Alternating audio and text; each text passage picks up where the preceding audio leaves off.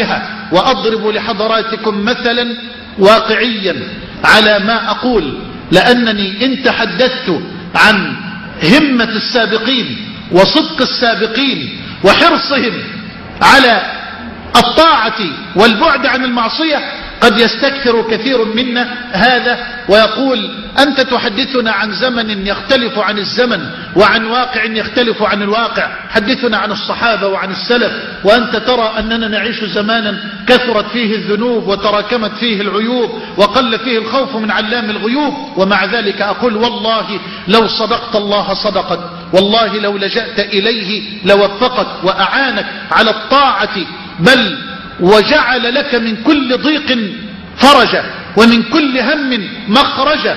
فاصدق الله جل وعلا يصدق سبحانه وتعالى. تحدثني أخت فاضلة من أخواتنا في مصر، غاب زوجها لسبب ما ورزقت ببنت، وهي أسرة فقيرة لكنها غاية في الصلاح والعبادة والإيمان والطاعة. تقول لي مرضت البنت وأنا لا أملك قيمة الدواء لأنني قد بت أنا وأبي وابنتي بدون عشاء. ارتفعت درجة حرارة البنت جدا.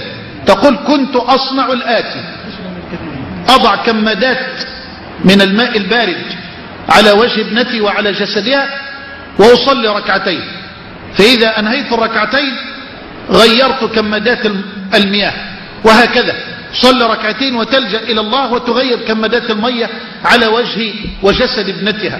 تقول والله يا شيخ محمد الساعة 1:30 2 ليلا تقريبا سمعت الباب يطرق. تقول فأسرع والدي ولبست حجابي بسرعة وأسرعت خلف والدي. مين اللي بيخبط على الباب دلوقتي؟ وإذ بالرجل يقول الدكتور. دكتور طبيب؟ تقول فتحنا الباب وجدنا طبيبا يحمل حقيبته. السلام عليكم. عليكم السلام. فين البنت المريضة؟ اتفضل يا دكتور. فدخل كشف على البنت وكتب الدواء، بعدين خرج وقف أمام الباب دقيقة، مرت دقيقتان، والست تستحي أن تغلق الباب والرجل واقف.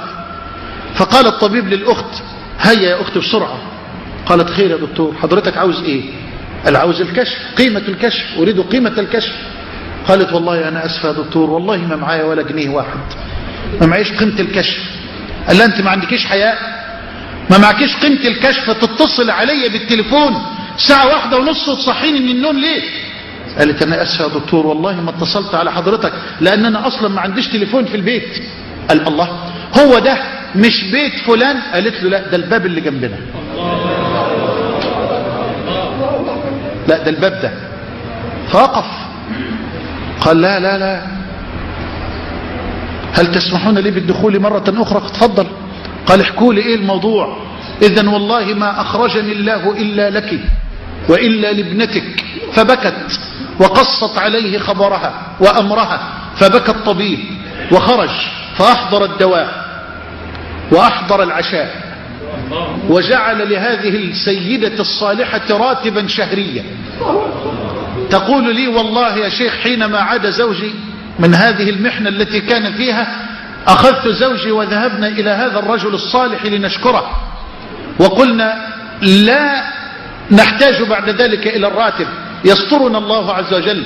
تقول والله ونحن أسرة فقيرة فكانت تمضي بنا جل الأيام لا نجد الطعام ولا نجد العشاء. تقول فكنت أداعب زوجي وأقول له ما تشوف لك سفرية من إياهم عشان ربنا يرزقنا. فإن صدقت الله صدقك، وأسأل الله جل وعلا أن يجعلني وإياكم من الصادقين.